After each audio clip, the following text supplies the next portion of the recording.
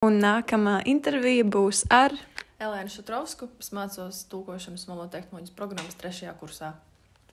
Mans jautājums jums, vai šī vizīte ietekmēja jūsu redzējumu par karjeras iespējām, kurās varētu noderēt vācu valodas zināšanas, piemēram, darbs vēstniecībā, starptautiskās organizācijās, kultūras institūcijā?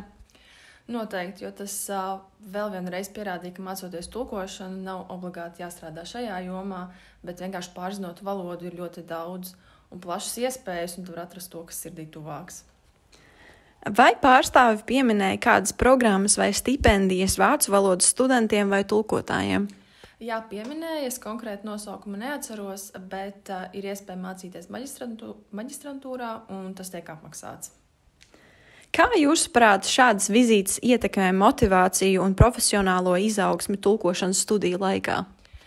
Šeit atbild būs līdzīga uz pirmo jautājumu, pierādot, ka ir ļoti daudzas iespējas, ko var darīt pēc universitātes, ka tās nepavisam nav ierobežotas. Un jo vairāk šādas vieslekcijas, jo vairāk gan iespaidu, gan pieredzes, gan variantu turpmākajai nākotnē un karjerai.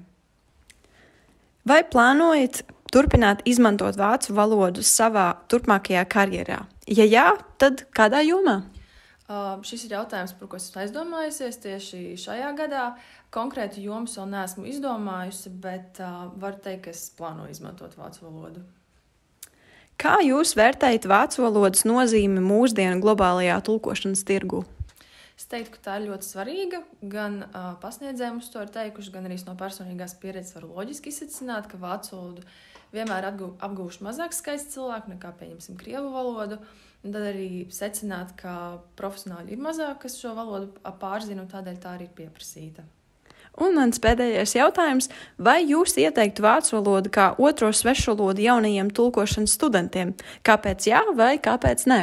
Es noteikti ieteiktu, pirmkārt tādēļ, ka tā ir pieprasīta, bet otrkārt tā ir sarežģīta un mācoties dažreiz šķiet diezgan bezcerīgi, bet, kad tiek tām sarežģītām lietām cauri, tad ir ļoti liela gandarījuma sajūta, ka tu saproti lietas un ka daudz, kas jau nāk vienkāršāk nekā pašā sākumā. Liels paldies!